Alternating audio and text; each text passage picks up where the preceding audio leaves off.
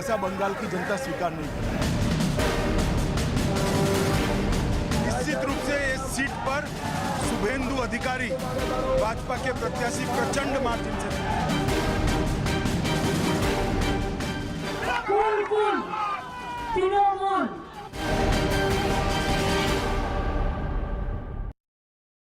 पांच राज्यों के विधानसभा चुनाव में जीत के लिए बीजेपी ने पूरी ताकत झोंक दी है। आज प्रधानमंत्री मोदी मिशन दक्षिण पर हैं, जहां उन्होंने पहले केरल के पलक्काड में मेट्रोमैन ई श्रीधरन के लिए प्रचार किया। इसके बाद वो तमिलनाडु के धारपुरम में चुनावी रैली उन्होंने की। वहीं अमित शाह ने आज बंगाल में मोर्चा संभाला। उन्होंने नंदीग्राम में रोड शो किया और शुभेंदु अधिकारी की जीत का दावा किया। अमित शाह के साथ ही पिछले दिनों बीजेपी में शामिल हुए मिथुन चक्रवर्ती भी बंगाल में परिवर्तन के लिए कोई कसर नहीं छोड़ते दिख रहे।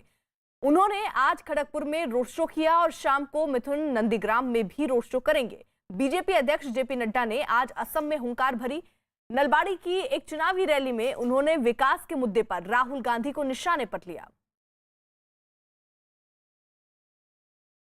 तो ये तस्वीरें हम आपको दिखा रहे हैं, जहां एक तरफ तमिलनाडु में प्रधानमंत्री नरेंद्र मोदी मौजूद हैं, बंगाल में मोर्चा संभाला है अमित शाह ने, वहीं असम में जेपी नड्डा मौजूद हैं और बंगाल में मिथुन चक्रवर्ती भी बाकायदा रोड शो करते नजर आए।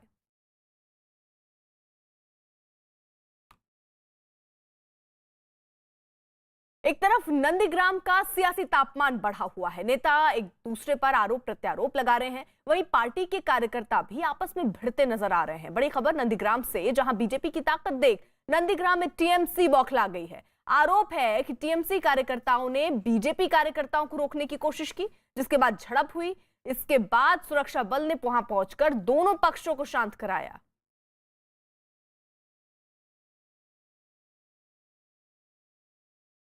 अब की बार किसका होगा बंगाल? कमल खिलेगा या होगी ममता की वापसी? क्या बंगाल की चाबी नंदीग्राम के पास है? इन सवालों के बीच बंगाल विजय के लिए बीजेपी ने अपनी पूरी ताकत झोंक दी है। नंदीग्राम में रोड शो खत्म होने के बाद अमित शाह पश्चिमी मेदिनीपुर पहुंचे। वहां भी भारी भीड़ उनके स्वागत में मौजूद थी। अब अमित शाह पूर्वी मेदिनीपुर में बांसकुड़ा पश्चिम में रोड शो करेंगे, जहां गर्मी के बावजूद लोग भारी संख्या में पहुंच रहे हैं। वहां उनका इंतजार हो रहा है। पूर्व मेदिनीपुर के बाद गृह मंत्री दक्षिण 24 परगना के डायमंड हार्बर में चुनावी जनसभा को भी संबोधित करेंगे। अमित शाह ने यह भी साफ किया कि बंगाल परिवर्तन के मूड में है।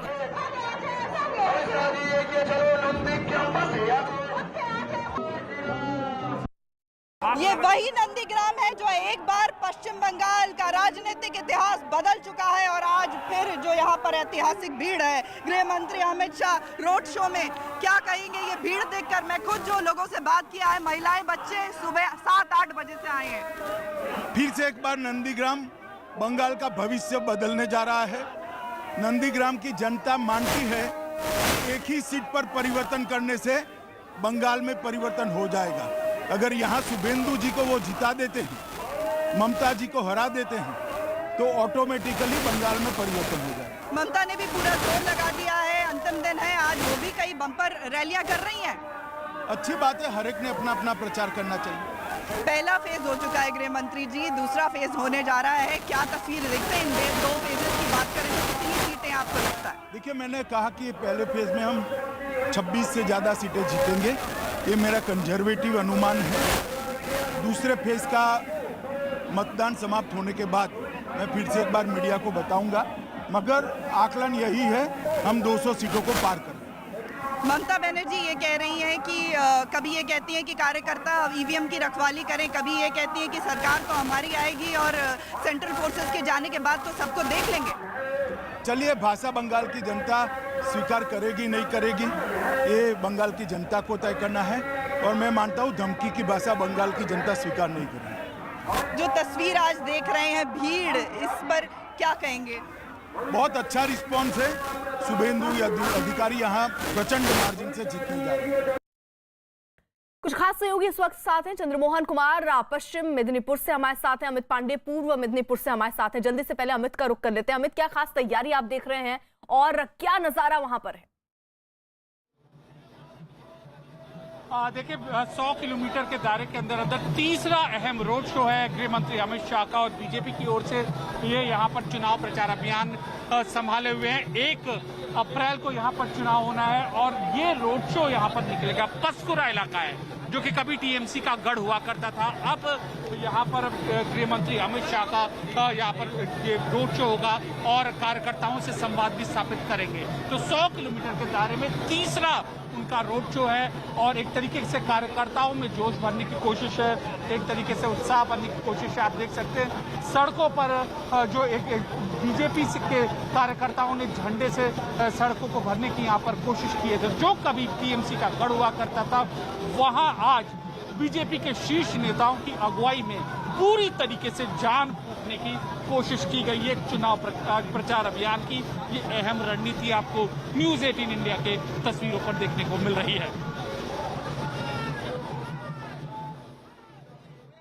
ठीक है अमित, रहिए जरा साथ। दूसरे चरण में नंदीग्राम का भी फाइनल संग्राम है, लिहाजा बीजेपी और टीएमसी ने इस सीट पर अपनी ताकत झोंक दी है। गृह मंत्री अमित शाह का नंदीग्राम में रोड शो खत्म हो गया है।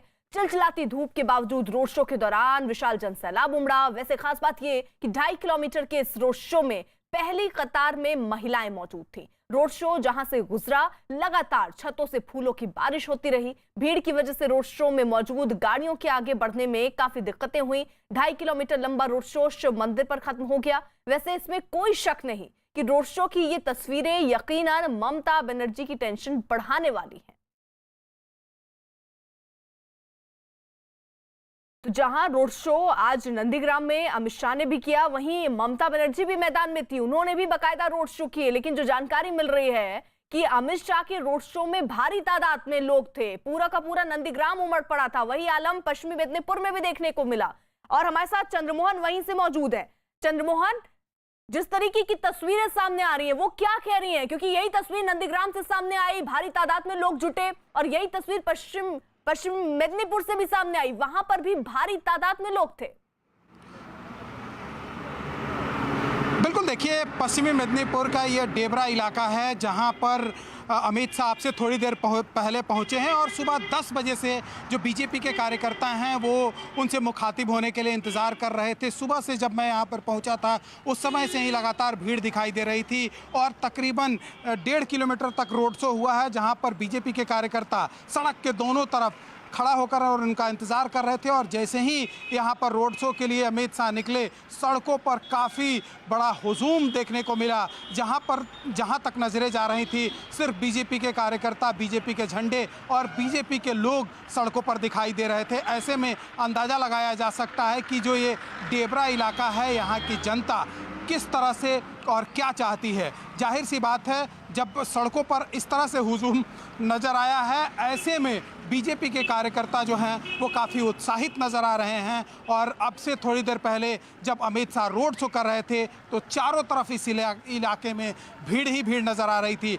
अब से थोड़ी देर पहले अमित शाह का रोड शो बिल्कुल चंद्रमोहन, नजर बनाए रखिए। नंदीग्राम में रोड शो के बाद मीडिया से बात करते हुए अमित शाह ने दावा किया कि बंगाल में परिवर्तन का रास्ता नंदीग्राम से ही निकलेगा। उन्होंने दावा किया कि इस बार बंगाल में ममता बनर्जी को करारी हार का सामना करना पड़ेगा। जो अभूतपूर्व उत्साह रोड शो में नंदीग्राम की जनता ने दिखाया है, इससे सुनिश्चित है कि बहुत बड़े मार्जिन के साथ नंदीग्राम की सीट पर भारतीय जनता पार्टी के प्रत्याशी शुभेंदु अधिकारी जीतने जा रहे हैं। नंदीग्राम की जनता से जो अलग जलब बात मंदिर, एक खीरा काटने वाली माई की दुकान पर और कुछ कार्यकर्ताओं से हुई, सबका एक मूड है कि परिवर्तन तो पूरे बंगाल में करना है, मगर पूरे बंगाल में परिवर्तन करने का एक सरल रास्ता है, नंदीग्राम में ममता दीदी को हरा दो। नंदीग्राम में ममता दीदी को हराने से पूरे बंगाल में परिवर्तन अपने आप हो जाएगा। गृह मंत्री अमित शाह ने महिला सुरक्षा का मुद्दा उठाते हुए ममता बनर्जी पर हमला बोला और आरोप लगाया कि बंगाल में महिलाएं सुरक्षित नहीं हैं। अमित शाह ने नंदीग्राम में कल हुई रेप की घटना पर ममता बनर्जी से सवाल पूछा। बीजेपी का आरोप है कि नंदीग्राम में एक बीजेपी समर्थक की पत्नी का रेप कर उसे मरने के लिए नहर में ढकेल देने का आरोप लगाया। जहां ममता दीदी रात को निवास करती है उससे 1 किलोमीटर के दायरे के 5 किलोमीटर के दायरे के अंदर ही एक महिला पर बलात्कार हुआ। अब महिला सुरक्षा की बात करने वाली ममता दीदी को मैं सिर्फ इतना पूछना चाहता हूं कि बलात्कार करने वाले आपके निवास से 5 किलोमीटर दूर आपकी उपस्थिति में, जब आप नंदीग्राम में हो तब बलात्कार करते हैं, तो बंगाल में महिलाओं की सुरक्षा का क्या होगा? कुछ दिन पहले भारतीय जनता पार्टी के कार्यकर्ता की एक वृद्ध मां को पीट पीट कर मारा जाता है। अमित हमारे साथ मौजूद हैं और अभी देखिए अमित शाह का रोड शो ये जारी है। अमित, जरा तस्वीरें दिखाइए, क्या वहां पर भी वैसी ही तस्वीर है जैसे नंदीग्राम में हमने देखी, जैसे हमने पश्चिम मेदिनीपुर में देखी?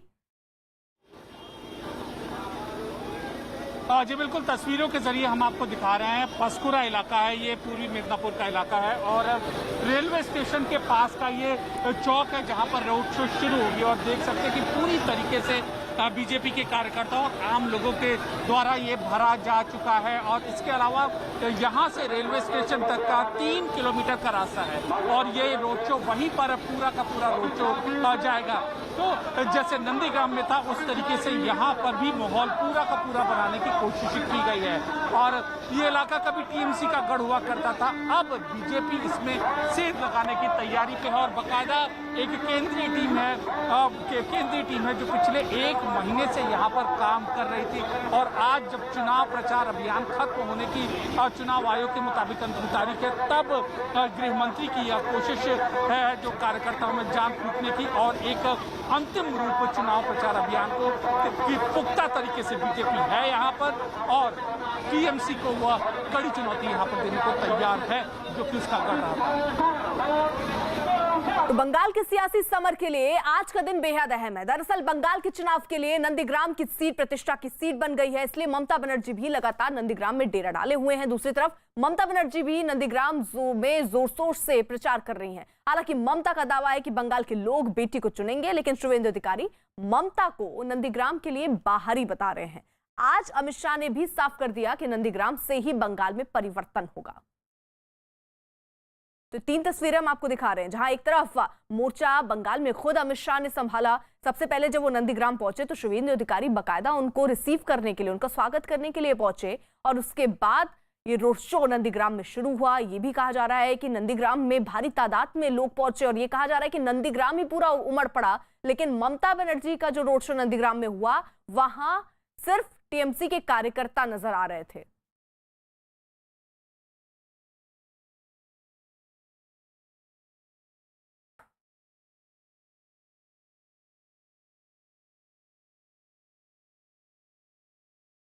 और अब बात कोरोना की। महाराष्ट्र के नासिक में भी कोरोना मरीजों की संख्या तेजी से बढ़ी है, जिसके बाद प्रशासन ने एहतियात बरतते हुए सख्ती बढ़ा दी। प्रशासन ने लोगों से बेवजह अपने घरों से नहीं निकलने की अपील की, साथ ही बाजारों में बिना काम के घूमने वालों पर जुर्माना लगाने का आदेश दिया। इस आदेश के मुताबिक बाजारों में जाने से पहले लोगों को 5 रुपए एंट्री फी देनी होगी और बाजार में 1 घंटा से ज्यादा देर तक रुकने पर 500 रुपए जुर्माना भरना होगा। बीते हुए 3 से 4 दिनों के अंदर नासिक टॉप 5 में आ गया। नए 14,000 पॉजिटिव पेशेंट की संख्या है। यहाँ पर देखिए अलग अलग बातें की जा रही है। यहाँ पर बाजार पेट के अंदर हम लोग हैं, यहाँ पर आप देखते हैं कि पालिका कर्मचारी यहाँ पर बैठे हुए, पुलिस का बंदोबस्त बड़ी मात्रा में लगा हुआ है। यहाँ आने वाले हर इंसान से 5 रुपए की रसीद यहाँ पर काटी जा रही है। यह 5 रुपए लिए जा रहे हैं। यह मार्केट में आपको काम है उसलिए 1 घंटे के लिए 5 रुपए।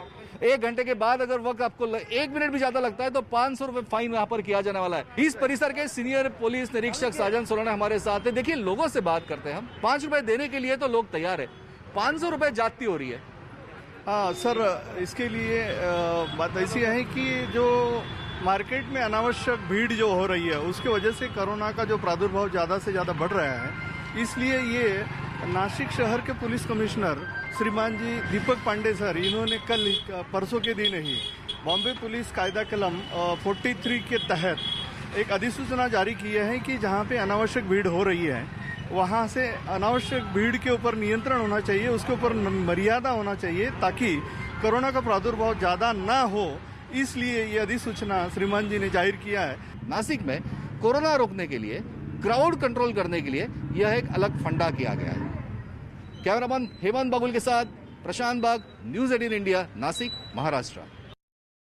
देश भर में कोरोना दिन ब दिन बढ़ता जा रहा है। पिछले 24 घंटे की अगर बात करें तो देश भर में कोरोना के 56,211 नए मरीज सामने आए, जबकि कोरोना की वजह से 271 लोगों ने अपनी जान गंवा दी। कोरोना प्रभावित राज्यों में महाराष्ट्र सबसे आगे है, जहां पिछले 24 घंटे में 31,500 से ज्यादा मरीज सामने आए, जबकि इस महामारी की वजह से 102 लोगों ने दम तोड़ा।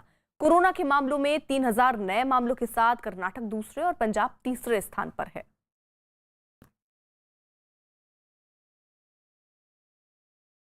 महाराष्ट्र में कोरोना की रफ्तार थमने का नाम नहीं ले रही है। पिछले 24 घंटे में राज्य में कोरोना के 31,500 से ज्यादा मरीज आए हैं सामने, जबकि इस महामारी की वजह से 102 लोगों ने दम भी तोड़ा। अकेले मुंबई शहर में कोरोना के करीब 5,900 मरीज मिले, वहां 12 लोगों की मौत हुई। इसी तरह पुणे में पिछले 24 घंटे के दौरान करीब 5,000 केस सामने आए और 31 लोगों की मौत हुई। कोरोना को फैलने से रोकने के लिए राज्य में नाइट कर्फ्यू लगा दिया गया है, कुछ शहरों में लॉकडाउन लगाया गया है, लेकिन अब उद्धव ठाकरे सरकार ने कोरोना के संक्रमण चेन को तोड़ने के लिए राज्य में लॉकडाउन लगाने के संकेत दिए हैं।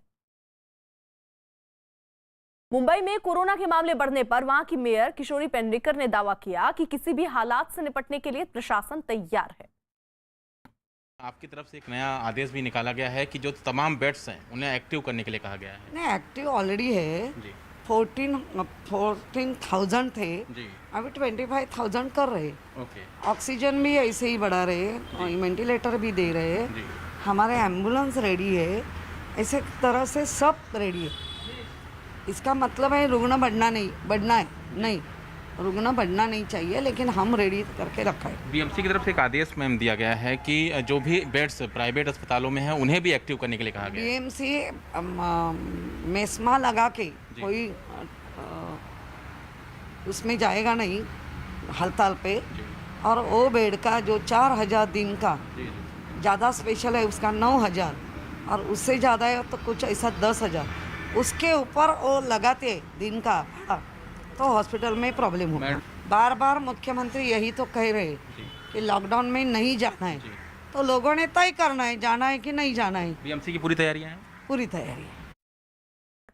महाराष्ट्र में कोरोना के बढ़ते मामलों के बीच राज्य सरकार ने लॉकडाउन लागू करने के संकेत दिए और इसके लिए अधिकारियों को खाका तैयार रखने के लिए भी कहा, लेकिन बीजेपी ने अभी से उद्धव सरकार को घेरना शुरू कर दिया। लॉकडाउन है उत्तर नहीं, लॉकडाउन को हम जोरदार विरोध करेंगे और लॉकडाउन को व्यापारी, इंडस्ट्री और सबसे बड़ी बात अनऑर्गेनाइज सेक्टर जो दिन भर काम करने के बाद ही शाम को उनको रोटी मिलती है, तो लॉकडाउन करो, नो प्रॉब्लम, सबको पैकेज दो। आपने कहा ना कि भाई इस साल में हमको 1 लाख करोड़ का कर्जा निकालना पड़ा, तो और 10-20 हज़ार करोड़ निकालो, किसने रोका है आपको? अपने स्टेट का जीडीपी इतना है कि उस जीडीपी का जो परसेंटेज होता है उस परसेंटेज में अभी भी कर्जा लेने की जो स्पेस है वो बाकी है। वहीं महाराष्ट्र के स्वास्थ्य मंत्री राजेश टोपे ने राज्य में फिलहाल लॉकडाउन लगाने की बात से इनकार किया। हालांकि उन्होंने ये भी कहा कि कोरोना के मामले कम नहीं हुए तो सरकार इस पर फैसला ले सकती है। हमारे साथ खुद स्वास्थ्य मंत्री राजेश टोपे है। राजेश जी, आप लोगों की मीटिंग हुई, कोरोना के केसेस कम ना होना और उसके बाद जिस तरीके के लॉकडाउन की परिस्थिति पैदा होना, कैसे देख रहे हैं इसको? कोरोना के केसेस जो बढ़ रहे हैं वो ज़रूर चिंताजनक है, लेकिन लॉकडाउन ये कोई अंतिम ऑप्शन नहीं है। एक है कि वो कैसा है कि अभी इमीडिएटली हम लॉकडाउन के बारे में नहीं सोच रहे, लेकिन स्ट्रिक्टर इम्प्लीमेंटेशन जैसा बोलते हैं वो हम कर रहे हैं। मुझे लगता है कि जो भी स्ट्रिक्ट रेस्ट्रिक्शंस हमने इम्प्लीमेंट करने के बारे में कहा है वो अगर उससे कंट्रोल होता है तो लॉकडाउन ये कोई हमारे सामने ऑप्शन नहीं रहेगा, लेकिन अगर नहीं होता है तो लास्ट ऑप्शन तो लॉकडाउन रहेगा। दिल्ली में भी कोरोना के मामले तेजी से बढ़ रहे हैं, इसके बावजूद लोग लापरवाही बरतने से बाज नहीं आ रहे। राजधानी के आनंद विहार इलाके से कुछ ऐसी ही तस्वीरें आई जहां लोगों ने सोशल डिस्टेंसिंग का ख्याल नहीं रखा। इस वक्त हम मौजूद हैं Anand Vihar ISBT foot over bridge पर और जरा यहां से तस्वीरें आसपास की दिखाते हैं कि किस तरीके से आज यहां पर भीड़ है और बहुत लोग ऐसे नजर आएंगे जो कोरोना नियमों का पालन करते नजर नहीं आएंगे। देखिए ये बिना मास्क के यहाँ पर घूम रहे हैं, इनसे पूछते हैं मास्क कहाँ है आपका? कहता मेरे गाड़ी में लगी है। आप तस्वीरों में देखेंगे मास्क की तस्वीरें तो हम आपको दिखा ही रहे हैं, सोशल डिस्टेंसिंग का भी पालन इस जगह पर नहीं हो रहा है। देखिए किस तरह यहाँ पर भीड़ है जो छोटी छोटी दुकानें यहाँ पर लगी हैं उन पर किस तरह की भीड़ आप देख सकते हैं। यहाँ पर भी सोशल डिस्टेंसिंग नहीं है। तो जो कोरोना का खतरा लगातार बना हुआ है, ऐसी तस्वीरें बेहद डराती हैं और लगातार सरकारें भी यही अपील कर रही हैं कि लोग जो कोरोना नियम हैं उनका पालन करें। लेकिन सरकारों की भी जिम्मेदारी है कि वो इस जैसी जगहों पर जहां भीड़भाड़ के जो इलाके हैं वहां नियमों का पालन कराएं। यहां आसपास देखने पर कोई भी जिला प्रशासन की टीम यहां नज़र नहीं आती है। तो ऐसे में सवाल यही है कि कोरोना के मामले जब दिल्ली में बढ़ रहे हैं तो ये लापरवाही लोगों की तरफ से तो दिखाई दे रही है, तो वहीं जो सरकार है, जो जिला प्रशासन है, उनकी टीमें भी यहाँ आसपास के इलाकों से नदारद हैं। कैमरा पर्सन नसीब सिंह के साथ जावेद मंसूरी, न्यूज़ 18 इंडिया, दिल्ली। अब जरा दिल्ली की ही दो तस्वीरें आपको दिखा देते हैं, आनंद विहार और गाजीपुर की, जहां पर देखिए भारी तादाद में लोग आपको नजर आ रहे होंगे। कोई परहेज बाजार में जाने से नहीं है इन्हें, और बाजार पहुंचने के बाद भी ना सोशल डिस्टेंसिंग का पालन हो रहा है, ना चेहरे पर आप मास्क देख रहे होंगे। ये सब्जी वाला आपको गाजीपुर मंडी में दिख रहा है, बकायदा वहां सब्जी बेचता हुआ, लेकिन चेहरे पर मास्क नहीं है। ऐसे में जब कोरोना के केसेस बढ़ रहे हैं तो लोगों की ये लापरवाही भारी पड़ सकती है। वहीं केंद्रीय स्वास्थ्य मंत्री हर्षवर्धन और उनकी पत्नी ने कोरोना वैक्सीन की दूसरी डोज लगवाई। इस दौरान उन्होंने वैक्सीन को सुरक्षित बताया और लोगों से अफवाहों पर ध्यान न देने की अपील की।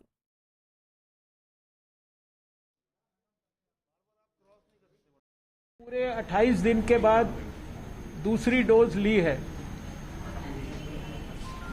डोज लेने के 30 मिनट के बाद आज और पहली डोज के लेने से लेकर और आज तक हम दोनों में से किसी को भी किसी भी प्रकार का कोई भी साइड इफेक्ट नहीं हुआ है। मैंने ये बात पहले भी कई बार कही है कि भारत में जो वैक्सीन्स लगाई जा रही हैं, दोनों वैक्सीन्स पूरी तरह से सेफ हैं, इम्यूनोजेनिक हैं, इफेक्टिव हैं।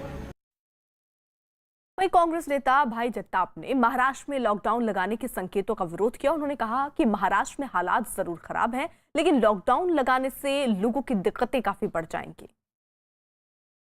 मेरे साथ इस वक्त मौजूद हैं मुंबई कांग्रेस के अध्यक्ष भाई जगताप जी। भाई जगताप जी, जिस तरह से खबरें आ रही हैं मुंबई में कोरोना के केसेज बढ़ रहे हैं, शिवसेना ये कोशिश कर रही है और मुख्यमंत्री ये चेतावनी दे रहे हैं कि लॉकडाउन किया जा सकता है क्या, और एनसीपी आपकी जो सहयोगी है वो विरोध कर रही है कि लॉकडाउन नहीं होना चाहिए, लोगों के लिए दिक्कतें हो जाएंगी। कांग्रेस का क्या स्टैंड है, क्या लॉकडाउन होना चाहिए? सबसे पहले ये है कि ये कोरोना के केसेस पूरे देश में बढ़ रहे हैं। वो कोई मुंबई में ही बढ़ रहे हैं, महाराष्ट्र में बढ़ रहे हैं, ऐसा नहीं है। आप अगर देखिएगा सारे आंकड़े देश के पूरे, तो देश में स्थिति अच्छी नहीं है। ये बात और है कि देश के प्रधानमंत्री इस बात को सीरियसली नहीं ले रहे और केंद्र की सरकार इसको सीरियसली नहीं ले रही, ऐसा मेरा कहना है। पर क्योंकि ऐसा होता तो देश के प्रधानमंत्री बांग्लादेश नहीं जाते। आज देश के ऊपर ये बड़ा संकट है, पूरे विश्व के ऊपर है। अगर लंदन जैसा शहर दोबारा बंद हो सकता है तो उसकी स्थिति अच्छी नहीं है। इस कोविड की स्थिति गंभीर है, पर उसको गंभीरता से कितना ले रही है केंद्र सरकार मुझे पता नहीं। राज्य सरकार इसको सीरियसली ज़रूर ले रही है क्योंकि हम हमेशा वो सारे चर्चा में रहते हैं। कोशिश ये होगी कि लॉकडाउन ना हो, कोई मतलब उसमें कोई दो राय नहीं है। राजस्थान के कई जिलों में कोरोना से हालात बिगड़ने के बाद सख्ती बढ़ती जा रही है। जयपुर रेलवे स्टेशन पर दूसरे राज्य से आने वाले लोगों की जांच हो रही है और नेगेटिव रिपोर्ट आने के बाद ही उन्हें जाने दिया जा रहा है। होली के बाद राजस्थान में एक बार फिर तेजी से कोरोना के केस बढ़ते जा रहे हैं। एक्टिव केस 7,800 हो चुके हैं और एक तस्वीर हम जयपुर के रेलवे स्टेशन की बताएंगे कि जैसे ही केसेस ज़्यादा बढ़े उसके बाद में जागरूकता बढ़ा दी गई है और यहाँ पर स्वास्थ्य विभाग की टीम जयपुर रेलवे स्टेशन पे काफ़ी दिनों से तैनात है। और आज देख सकते हैं कि अभी जैसी ट्रेन पहुँची उसके बाद में एक एक का यहाँ पर जिसके पास रिपोर्ट नहीं है, जो दूसरी जगह से आ रहे हैं, उनके सैंपल लिए जा रहे हैं। आप देखिए कि किस तरीके से देखा जा रहा है। कहाँ से आए भैया? सूरज शाह कोरोना की रिपोर्ट लेकर आए हैं आप? कब की है ये? 26 मार्च और 27 था रिपोर्ट। तो आप देखिए कि लोग जागरूक हो रहे हैं। आप भी रिपोर्ट लाए हैं? साथ में कई लोग देखिए कि आप ये अच्छी बात है, जागरूकता बढ़ी है लोगों के अंदर और रिपोर्ट्स लेकर आ रहे हैं। और ये तस्वीर देखिए कि आप किस तरीके से, लेकिन एक दूसरी तस्वीर आप देखिए कि जागरूकता बढ़ी है, वहीं पर कई ऐसे भी हैं जो बचने की कोशिश कर रहे हैं। कहाँ से आए आप भैया? आप कहाँ से आ रहे हो? हाँ, सूरत से आए। आप सीधे क्यों जा रहे हो? चेक क्यों नहीं करा रहे हो? देखिए कि आप ये यहाँ से सारे लोग चेक करा के जा रहे हैं। आप कहाँ से आए भाई साहब? प्लेरा से। अच्छा है, लेकिन आप सीधे आ रहे हैं। तो आप ये तस्वीरें देखिए कि यहाँ पर जो कोशिश कर रहे हैं लोग कि सीधे निकल जाएं, जिनके पास रिपोर्ट नहीं है। और इस बीच बड़ी खबर आ रही है नागपुर से। वहां कोरोना के मरीजों की संख्या बढ़ने के बाद प्रशासन ने सख्ती बढ़ा दी है। काफी तादाद में पुलिस सड़कों पर उतरी और फ्लैग मार्च किया। इस दौरान पुलिस ने लोगों से अपने घरों में ही रहने की अपील की।